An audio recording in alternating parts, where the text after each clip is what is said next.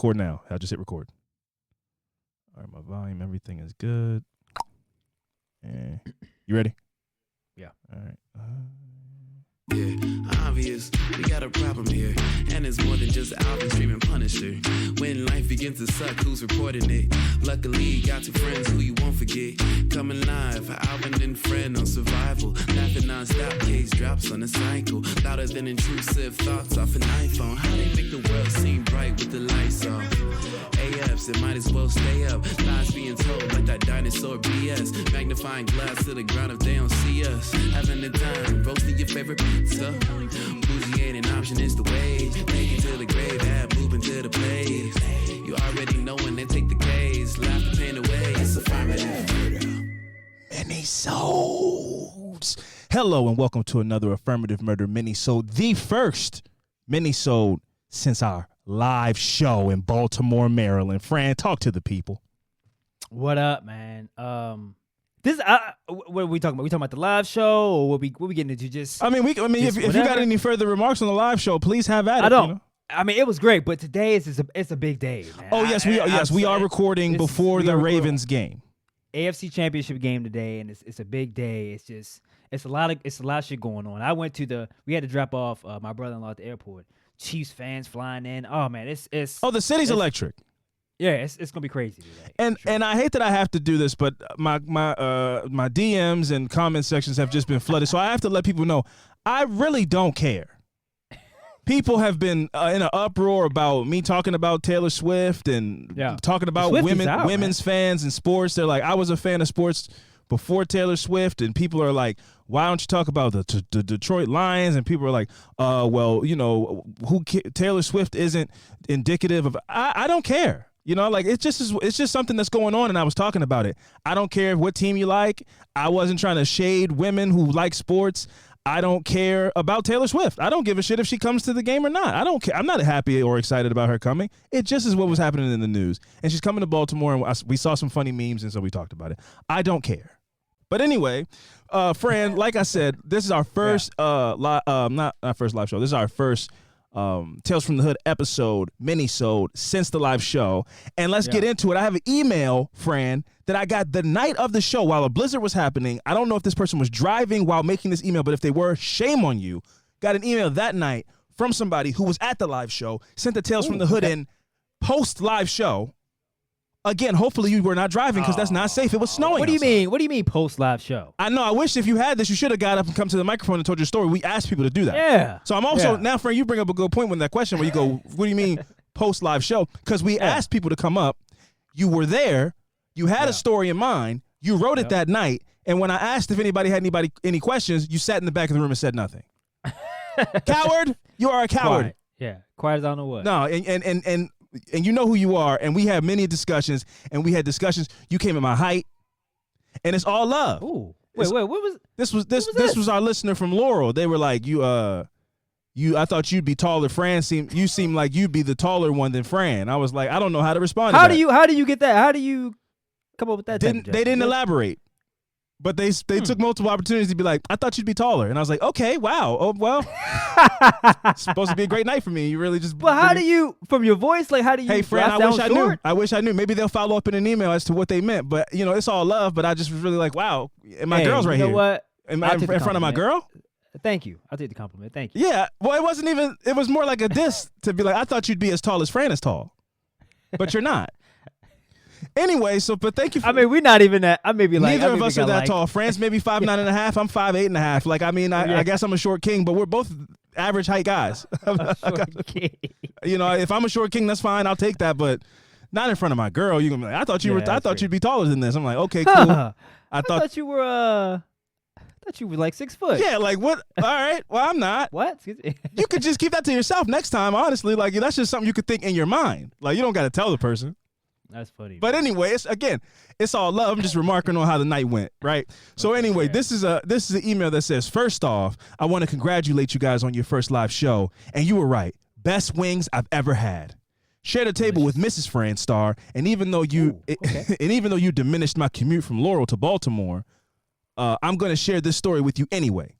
I work for mass transit in D.C., and while I was still a bus operator, I got caught up in a police investigation. I was at the end of my route, and the way it was set up, I had to loop around the block in order to start the route in the opposite direction. Let me set the scene. Downtown DC.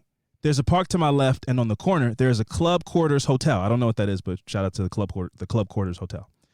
My bus was to go down and make a right and loop around the block. Cool. Normal, right? Well, not this day. It was March 2022, and in the midst of me going to loop around, a man came flying out the window of the Quarters Hotel, of the Club Quarters Hotel, out the window like a saloon in a Western movie. Oh, shit. Even crazier. It was on the 13th floor of the window. So It came flying out the window and then falling from the sky, 13 floors up in the air. So MPD, which is the Metropolitan Police Department, or DC Police, arrived. They locked my bus into the crime scene because they wanted the camera footage. To me, an armchair detective, he was pushed out. He landed on his back. The window looked as if the person was pushed out. I'm not sure if he died or not. I tried Googling it, but to no avail. I had to give a statement to the detective and everything. It was an interesting day, LOL. Anywho, keep doing what you're doing. You guys are dope. Alvin, you seem taller on IG. Okay, that's what. In the email. All right. In the email. I brought it up. I prefaced it and everything, and they still added it to the email as well. She's disappointed, man. She's like, I thought this. Yeah, Madison McGee is gorgeous. Shout out to Madison. Shout out to Madison. And nothing about Fran. Sean. So, Damn, yeah. Left me out well, the you're email. taller than me. That's what they had to say about you. So Okay. I guess that's your. I'd rather take nothing than like. Yeah, it was like diss so, you. Madison's cool. Fran, nothing. So I'd rather you said nothing. Honestly, I'd take Fran's approach on that. I thought you were taller. But thanks for the email, and I was taller than you. So anyway, anyway, we can move on. No, shout out to Sean. 13th floor. I don't think that person survived. Oh, I mean, it doesn't feel likely. It doesn't feel likely. 13 floors is insane. To feel like you might have been thrown out of the window is it's fucking crazy. Backwards? I don't know if you survived that. Yeah, like I don't. You got pushed out, right? So I mean, they had to. That's what go Sean backwards. says. Sean says it looked like they were pushed out in their opinion. So I don't know. Absolutely insane. But we'll move on. Shout out to Sean once again, and thank you for coming to the show. All jokes aside, like everything, I'm joking. I didn't take anything that you said to heart. It was all jokes, and I appreciate you coming out to the show. Glad you had a good time, and hopefully we'll see you at the next one. Also, Laurel is a far commute, but it's not as far as flying from Ohio. So shout out to those two people who did that. Anyway, people drove from Pittsburgh, so I'm sorry. I didn't mean to diminish your commute, but people beat you. So facts are facts. Let's see. And again, just to be clear, I was taller than you. So this email is, their name is at the bottom, but I'm going to go ahead and get into reading it before I say anybody's name. So the title of this is Kansas City, Missouri Mall Madness. Baltimore, Kansas City rivalry. Even though you're from Kansas City, we're going to still read your email. Shout out to you, and good luck to you in the battles that's about to take place in the next 2 hours. Anyway, hey y'all, my name is Sydney. Feel free to use. And I have a tale from the hood, and I thought I'd throw it your way. Trigger warning, active shooter. So this is to let anybody know if anybody's experienced anything like that or has any emotions tied up in that. That is what this story is about. I was born and raised in Kansas City, Missouri. I know y'all have said it is a flyover state, but trust me, you've got to visit. The barbecue alone is reason enough to go. If you need a list of good spots, hit me up. On one fall Saturday, my mom and younger brother and I decided to go and hit up a mall a bit east of Kansas City. I was in high school at the time, maybe 15 years old. Once we got to the mall, the three of us split up to go check out different stores, and I found myself at Forever 21, like every other teenage girl at the time. I'd been in the store for maybe 30 minutes, armful of clothes I wanted to try on. When I was looking at the display closest to the entrance of the store, and that's when I heard a loud, metallic-sounding clang.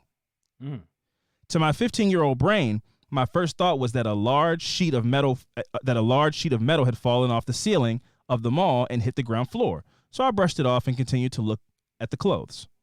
But just as quickly as I tried to logic my way out of what the sound was, everyone around me started screaming and running. Still having no idea what was going on, I looked around and thought everyone was being dramatic and that it was just a sheet of metal that had fallen. In my head, I was like, y'all are tripping for nothing.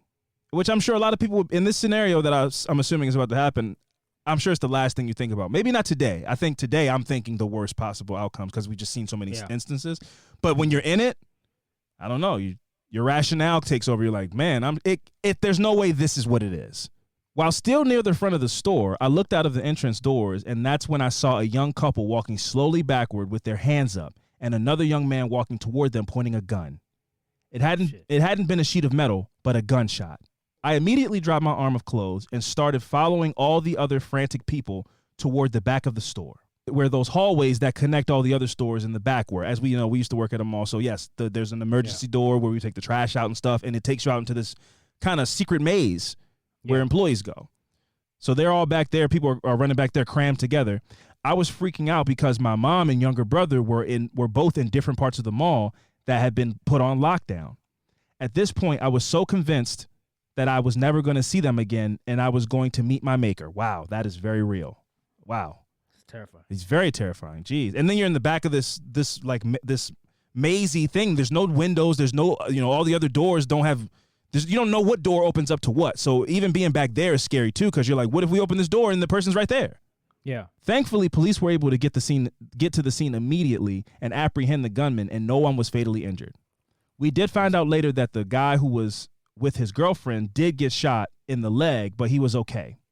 Apparently, the gunman made some gross comment about the other guy's girlfriend, and when he went to defend her, the guy pulled out a gun. Jesus. To this day, you won't catch me in a mall because of this moment. I understand that. And I almost exclusively order all my shit online and stay at my house.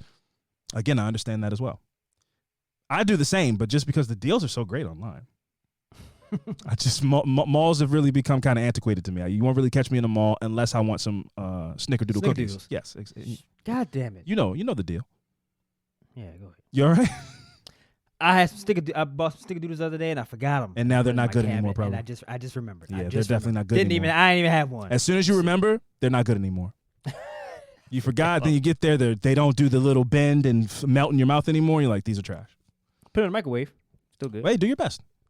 Thanks for all that you guys are doing with your podcast and platform. I've been listening since the beginning, and I look forward to your content every week. I know y'all are did a live show in B-More, but you should consider doing a tour and coming out to the Bay Area and Kansas City. What? The Bay Area, sure, but yeah, like you should. You can't rep both. I don't listen, and one of them is definitely on the list, possibly, and the other one isn't. And you know what? To be cool, because we got a contentious game coming up, and I don't want to put any bad mojo out there. I'm not going to say which one we'd rather go to than the other one. Best Sydney. Sydney, thank you very much. Shout out to you. And wow, kudos to you for keeping your composure, and blessings to you and your family for surviving such a traumatic incident. And if it's never too late to seek some therapy. If that's something that, if you do miss malls, they've been putting Dave & Buster's in malls lately. Malls have become desperate to get people back in, so there's all kind of fun attractions at malls. And if you feel like you'd like to go to a mall again someday, maybe you can work through that trauma, which I understand. Like, I wouldn't want to step foot in a mall again either, but I don't know. If you think the online sales are great, wait till you go into a Aeropostale that's about to go out of business, and they got a big sticker on the door that says 70% off everything in the store. I don't think you can beat that. 70% off. I don't think you can beat that online. I don't think so. But do you think malls become obsolete at some point? I think they are obsolete now. Now? Yeah, I mean, what's the point of a mall? Are any malls? I mean, like, besides old people walking around doing laps. They still do that. I mean, like, closing though. I don't see any malls closing. Oh, a lot of malls. East Point Mall. I know it's regional, but a lot of malls. East Point Mall is hanging on by a thread. It'll be Nobody closing. knows. Malls are super closing. Yeah. A long time ago. Malls are absolutely closing. There are some malls like the King of Prussia Mall. There are malls that are the Mall of America. There are some malls that are just attractions. Sure. Yes, yeah. And some malls that take being a mall seriously. Like, they're beautiful and they have all high-end stores, and they're really clean and they're in high volume areas. Like being a mall, Arundel Mills is one of those malls. That's closer to us, but exactly. Or being a mall in DC, even, like, there's people flying internationally all the time. They need last minute outfits and stuff like that. They can't order something online. A mall, the Fashion Show Mall in Vegas. People, I'm in town. I'm in Vegas for the night. I need to go somewhere and get an outfit right now. So, like, cities like that will always have a mall that's popping. But a mall in Baltimore, like a local mall, the local mall in a local town that's not a popping city. Yeah, no, why would I go to that anymore? I can order it off Amazon. They have Dillard's online. Like, whatever store that is at your mall, there's especially a mall that's like promulgated by Rue 21s and H&M's. Like, we can get all this online. There's no unique store in here. Or the ones that, like you're talking about East Point Mall, we're being very local, but that place is full of kiosks. Like there's not even many stores in that mall anymore. So a kiosk is like, I don't need these cheap Indonesian toys. Once there's a barbershop in there, I go like, oh, this place is going down. That's how desperate they are to rent the spaces out. This is like, what? This place is going downhill. If I walk in a barbershop, I'm like, oh, I'm out of here. Like I have no reason to be in. Why is there a getting your barbershop haircut in the mall is crazy. Like I don't want to see all these people seeing me get my haircut. It feels so vulnerable. I don't want to be like a fish in a glass for these people's entertainment. A haircut should be a private event inside of a business. Yeah, I just think that malls they not what it. No, I don't think anything. And this is a fact. Like it's not what they used to be anymore. Like no, now it's their curfews because kids don't know how to act nowadays. Exactly. All the cachet of a mall is gone. It's gone. Absolutely. The idea of like we're gonna all go out and get numbers tonight. Like everybody's socially awkward. These kids don't have any social skills. They all sit online all day and watch other people streaming them doing it. Yeah. They watch other people go out and get phone numbers from girls and you know and talk to people and stuff. So these kids are not like on a Friday night when me and you would go to the mall and be like, "Oh, I dare you to go talk to her." I don't think that's happening like it used to. Nah. And if it is happening, it's turning into these kids making TikToks and then like throwing an egg at somebody and then the police show up. Yeah. Like all these kids are not just doing normal kid things. Everything's like, how do we go viral? So they go to the mall and like fuck with people. Yeah. So yeah, a mall is just not this chill Friday night event that it used to be. Which is sad, man. I used to love going to the mall. We were mall rat level, goated level. We took our act on the road. We'd be like, yo, you think we can make it to the mall 50 miles from here? Yeah. We went to all the malls. Like we went to all the malls. We unlocked all the malls that were black, like in a video game. We went and unlocked them all. Unlocked them, yeah. Yeah, we put in the work. Yeah, for sure. Man, we had a lot of mall badges. Good times, man. Great times. It's not what it used to be at. I mean, I'm happy we had the chance to. We grew up in the era we grew up in, but kids nowadays it's just not. It's like they can't go to the mall now by themselves. No, I know everybody says this, but I feel like comparatively to the way technology went, we were the last great generation, and I really feel like that. Like me too. We lived in an era where we got the technology, but we still like everybody wanted to go outside and be around people and go to parties and all that stuff, and we had social media. Now all the parties are social media. Yeah. Everybody's like, let's do a 20-party chat.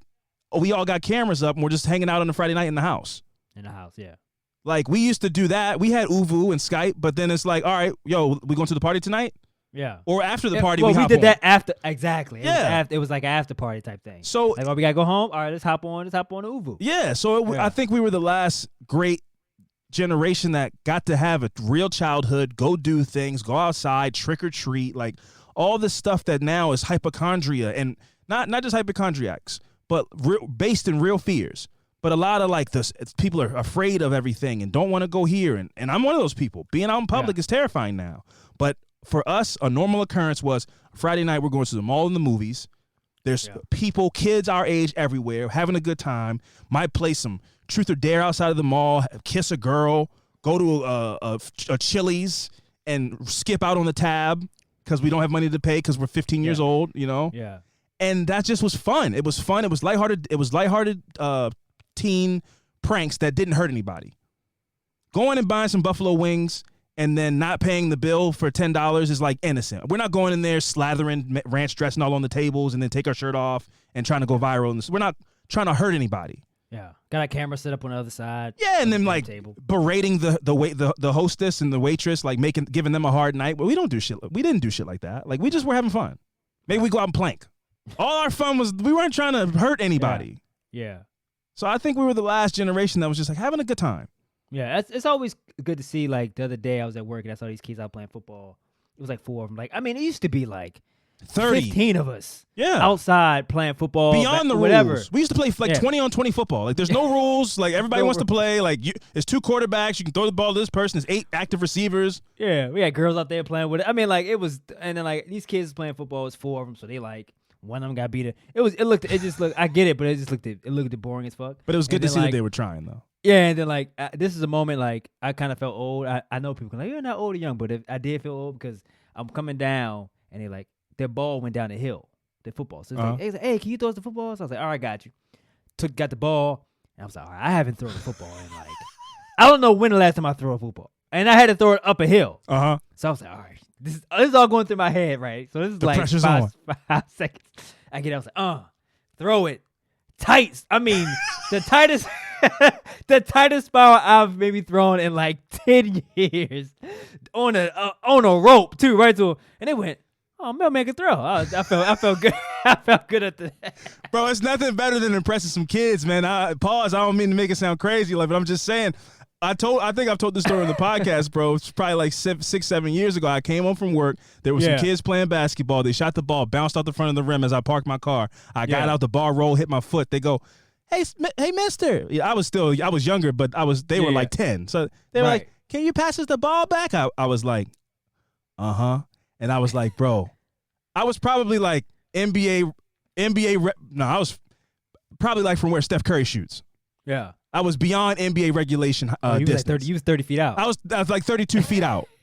And I went, yeah, and this all happened in 5 seconds. I got the ball. Yeah. I was like, bro, if you make this, you're a legend. Like, these kids are watching you, everything. Yeah. Don't choke right now. I said, yeah, I got y'all.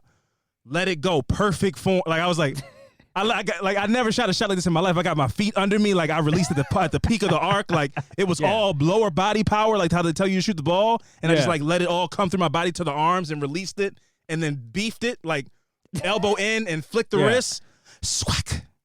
I was like, y'all be safe. I like turned around. But when I turned around, my back was, I was like, be safe. I was like, all right, cool. I walked in the house. I was on the high for the rest of the night, bro. I was like, it was like 3 10-year-olds outside. It felt good, man. It definitely felt good. I felt like they looked at me like I'm an old head. Was like, this dude, can you like throw us the ball? And I'm like, I got it. Yeah. Just the tightest. Then they're like, I wish he was my dad. Like that in my mind, it's like they're like, I want to be like him when I grow up. I made all that shit up, I'm sure, but like I felt like I impressed them so much. I was like, they now I just earned the respect of the whole neighborhood. Yeah. I put a lot of stakes in it, but it's whatever, you know. It's just something about it when you show up in those moments when the lights are the brightest. It felt good for sure. All right, I can tell you if I did it again, it would be a wobbly. I don't know what it was, but it was. That throw was on point. I don't know because I haven't threw one in a while. Whatever it was. It was the pressure, bro. I'm telling you, bro. Pressure makes diamonds. If they would have been like, "Oh, make it, take it, shoot another one," the second one would have been horrendous. Because now I'm not even. Now I'm really thinking about the pressure. The first time I knew the pressure was there, but I wasn't thinking. The second one, you want to be like cool again. You're like, all right, you got it, bro. You got it. Then you shoot it not the same way at all. You throw it not the same way at all. Your shoulder comes out up. You hurt yourself. Yeah. Like you I say, like, oh damn, it's in the air sideways. Yeah, beginner's luck. Go, damn. Yeah, no, I take if I beginner's luck, I'm done. I retire. Like if somebody says they're really good at a game, a video game or something like that, and I beat you, I'll never play you again. Yeah. Like I never played. I rarely play the game, and you brag about how you're gonna kick my ass, and I win. Yeah. I'm assuming it was a fluke, and I'll never play you again. Right. Now you gotta live with that. You gotta live with that for losing. Yeah, like you wanted this. This is your thing. Yeah. Damn, yeah, you sit on that, live with that. Affirmative Murder is brought to you by Greenlight. I'm online a lot, and I feel like I'm always running across different parenting techniques for teaching kids the responsibilities of money. Whether it's chore bucks, inaccessible piggy banks, or even those magic wallets where you flip it one way and the dollar's there, you flip it the other way, the dollar's gone. That encourages kids to put money into something. But if you're looking to raise kids that are financially responsible, I have a life-saving recommendation that you need to check out. Greenlight. Greenlight is a debit card and money app made for families. It gives kids and teens easy and fun ways to gain financial literacy while giving parents peace of mind. The app includes a chores feature, where you can set up recurring one-time chores customized to your family's needs and reward kids for a job well done. Fran and I are currently in the process of turning his kids into financial wizards who also know the value of a dollar. The app also comes with games that teach kids money skills in a fun and memorable way.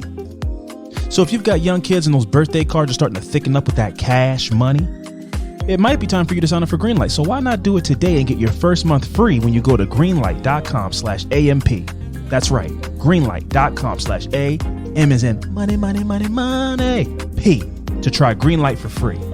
All right, happy and responsible spending. Affirmative Murder is brought to you by BetterHelp.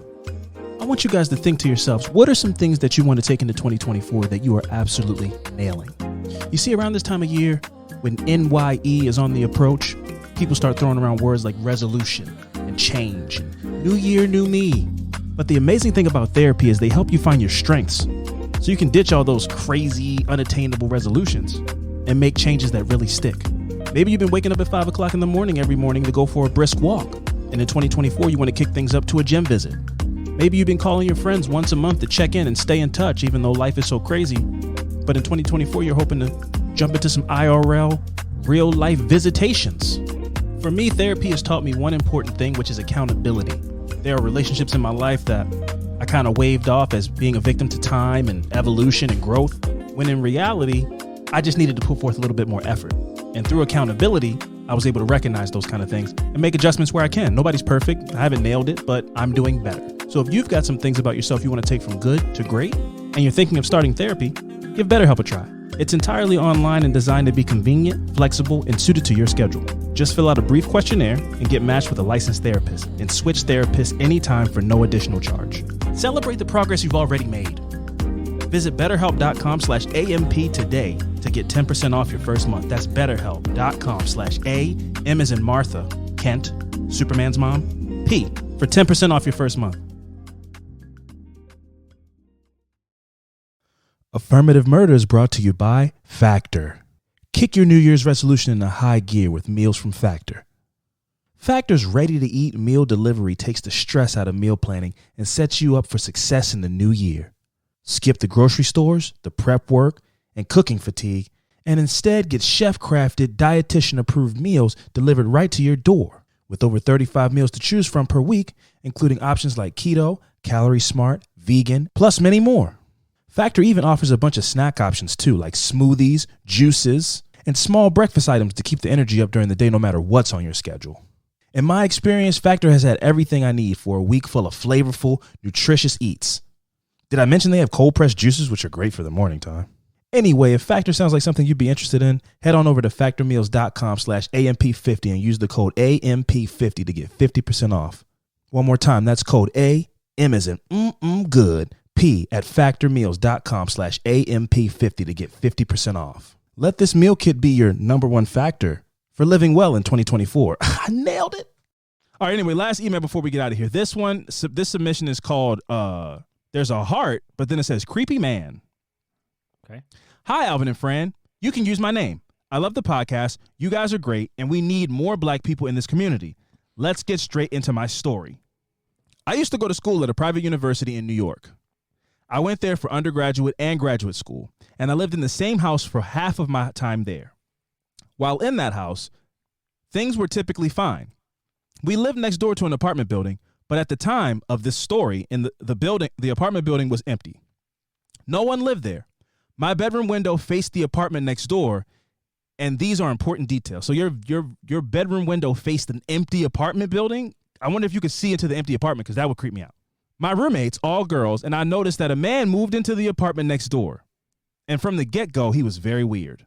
Almost every night, he would make these huge fires that are less than a foot from his car. Fires that are less than a foot from his car in the parking lot. Like I said, my window faced this area, so I had perfect view. My room would glow red and orange at night because of the fire next door. Is this up to code? This feels he was making fires outside, like garbage fire, like can fires, like a homeless. Is that like a bonfire or like? Yeah, I don't. But it's like New York. Maybe it's upstate New York. I don't know. That's crazy. Has to be. To make matters worse, he was always throwing random stuff into the fire, things I couldn't make out because it was nighttime. But every single time he made these large fires, he would throw random items into it to burn. I think I was the only roommate in the house that noticed this because of my window facing that way. One day he knocked on our door and my roommate answered. Apparently he asked if we wanted to come over and view some furniture he was trying to get rid of. She said that she was busy and gave him her phone number to text pictures. When she told me this, I was like, don't talk to that man. He's creepy. Coming over to view furniture? Hell no. Clearly a red flag. Clearly a setup, if you ask me. Mm-hmm. I told all my roommates about what I've been seeing at night and told them not to talk to him. When I would walk to class, I would walk by his car and notice that it was filled with junk. Like a crazy amount. Time goes by with the same routine of fires at night. Then, one day, I'm at home alone and I hear someone knocking at our door, our side door. The door no one really knows about unless you live there or are the mailman. I assumed it was the mailman delivering packages, so I answered the door, and it was the strange man. He asked me if I could help him set up the new phone he had just bought. He holds up a flip phone in 2020 and stares unblinkingly at me. Obviously, I said no. He's just staring at me through the screen door, silently. At this point, I am scared. My That door screen. wasn't even open. I don't know. There ain't you don't have a window next to that door. Well, I think what she's saying is I opened the door thinking it was the mailman, so you don't even. Oh, she didn't even see. He was Okay. like, because this door, nobody uses this door. So like, if you knocked on this door, it's with intention. So it's like, hello, Mr. O. Yeah. Can I help you? Can you help me set up my phone? So they're both at the standoff with only the screen door in between them. Oh, my screen door lock is broken, and I'm worried he's going to try to come inside. See. I'm home alone, and I'm surprised that he knew about this door. The wheels are turning in my head, and I'm wondering if he was watching us or something. After he stares a bit, he points to the packages that are sitting on the porch and said I should come out and get my packages. Oh, yeah, okay, this guy's trying to take you. So I want to know, how do you say no to him when he asks you to help him with his phone? Is it like, I bet women would like to know that too. do you give him an answer where he knows that you seem suspicious of him, or you go like, I'm busy, I can't right now? I think the woman instinct is to do this the second one, which is not causing the alarm, not offend, not maybe later. Right. I'm a little busy right now though, as opposed to like, get the fuck out of here, because you don't want to make them mad. I think this is what goes through women's heads. This is what women are trying to say. Like, we can't even just exist in the world. I'm in here watching, Gossip Girl or whatever she's in the house watching, and then this guy knocks on the door, bothering me, and now it's on me to try to think about how I answer his question. Yeah, but I mean, like, she's familiar with him, so she could be like, man, if you don't, I know you familiar with him in the sense that he burns things next door. He's weird is what I mean. Like, yes. Where she's like, where she recognizes where it's like, oh, we both know you do some weird shit, and no, I'm not going to help you with your phone, so bye. Type answer. Right. I think instead of you not knowing him at all, you go, no, maybe not right now, maybe later. I think even though she knows those things, she still hits him with the, maybe later, because she knows those things. Probably more so you would do the, maybe in a little bit. I'm just can't right now, because you're more scared of this person, because you probably think all men are creepy that are strangers, but this one for a fact is creepy, so you really want to walk on eggshells with him. Is my logic and what I'm thinking that is going through her mind. But when you reject him on helping him with the phone, and then he's like, well, these packages right here, you should open the door of the screen and come out here and get these packages. Then I'm like, oh, you want me to open the door like some kind of vampire or something? He could have tried to hand him to her, so that would have been. Now she put you in a real predicament where it's like, you got to tell him to put him down. Now you make him mad. It's like, no, you can put him down, and I don't want to. I'll get him later. Yeah. Thankfully, he asked, and gives her at least the leeway to go, oh yeah, I got something on the stove right now, so I can't right now. Like, you can get out of there and close the door and lock it, all the locks. I say, I'll get them later, and quickly shut the door and lock the door. After that, I told my landlord what was happening because, like I said, I was spooked. Was he trying to get me out of my apartment? I think he was. And why? My landlord called some people. They did a wellness check, and come to find out, the man is a squatter. He broke into the vacant apartment and was living there. And furthermore, after that day, I never saw him again. He never showed up to the apartment after that day, and he abandoned his car. Turns out the car wasn't even his. It was a rental. The police had to come and go through the car, where they found lots of random junk. I have no idea where that man went, but I'm almost positive he was up to no good. She should have minded her business. She should have minded her business. He should have minded his business. She was minding her business while he was starting fires. Now you come knocking on my door, telling me about my packages, and ask me to set your phone up. You know what? I'm upset. You should have minded your business and let that man live in his home.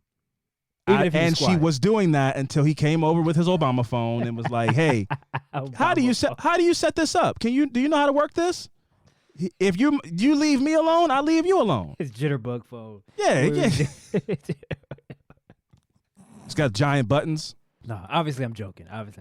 He should be gone. He shouldn't be there. Yes. He did the right thing. Very sketchy behavior this guy was doing. He didn't give a shit because he's like, I'm out here burning shit. Nobody. Yeah, burning shit. Y'all want to come burn some shit? You want to come look at some furniture I probably stole? Yeah, that's not his. All right, listen, controversial, but in the situation where you are living in the hood, I think that what people find and want to sell you is no business of mine. Yeah. However you got this 70-inch TV, if you want to sell it to me for $400, I don't have to ask you about how your inventory came to be. Right. I have $400 and I would love a 70-inch TV. Yeah. So if you go in there and they got some Ashley's furniture in there or some Big Lots furniture and they selling it to you for $250 and you know it's worth $800, does it smell like pee? No? Or the tag's still on it? Does it have stains or anything like holes, anything like that? It's in great shape? Well, then yeah, I don't know where you got the couch from, but I'll take it off your hands happily. Yeah. So that is the benefits of, living in precarious situations in neighborhoods like that. Sometimes you get a come up. Sometimes some filet mignon steaks fall off a truck. And they come to you, they selling you $5 a steak. Yeah. Hey, you ever had those people come knock on your door that's selling steaks? They be like Omaha hey, we steaks? got some something. They be like, hey man, we got some extra steaks on the truck. No, trying never. To flight like $20. I thought you were talking about the subscription. They like knocking on everybody doing it. Like it's like 8 o'clock. They're like at the end of this shift. Like, nah, see, you live in one of those neighborhoods, I guess. I don't. We got extra steaks. We got extra steaks. They trying to get rid of the inventory. We got extra sirloin steaks on the truck. No, that's a guy that broke into his workload and put some steaks on the side and is selling those steaks for profit. Knocking on everybody's door. There's no extra steaks on there. Those are steaks that he's We got steaks wrapped in bacon. We got those on there. What's those called? What's the name of those? You know the name of those? Steaks wrapped in bacon. That's what they call bacon wrapped steak. Bacon wrapped steak. Yeah. We got some of those on here. Thin slice New York strips. Yeah. No, I don't. I'm good, man. Thank you though, but no, you say yes though. No, I don't. For the cheap, you get that for the low. I don't carry cash to be like, yeah, give me. It's cash only. It is a cash only business. Illegal wares are a cash only business. I forgot about that. Yeah, sorry, my bad. That's very true. What they got like? They got like a chip. You can Venmo me. Thing? Yeah, you can cash at me. Just send me the money with the steak emoji. Yeah. So like I said, they got this man to disappear into the ether, never to be seen again. So you haven't seen him around? I mean, like at the time after that, she never saw him again. She never saw him again. He abandoned his car, and she goes, "What do you think? Was he a murderer on the loose? Just a loose cannon? I would love to hear what you think of this. Thanks for reading my story. Love y'all. Keep up the good work and stay funny. Ciao." This is from Kennedy. So shout out to Kennedy. Kennedy. He could have been like a genuinely nice person though. He could have been. Listen. Realistically, he could have been a guy down on his luck who just needed help with his phone and liked to burn things. Yeah, that's all. That's fully possible. But she has every right as a woman in America, to not give him the benefit of the doubt. Yeah, and to take him at what she feels like he is, which is terrifying, and she has every right to feel that way. So, I don't think you did anything wrong. It's one thing to be a nosy neighbor, right? This guy's burning stuff. You go, well, none of my business. But like, let's just all stay away from him. Yeah. And then he comes to you. Now you're forcing my hand. Now I have to say something. I was letting you burn things.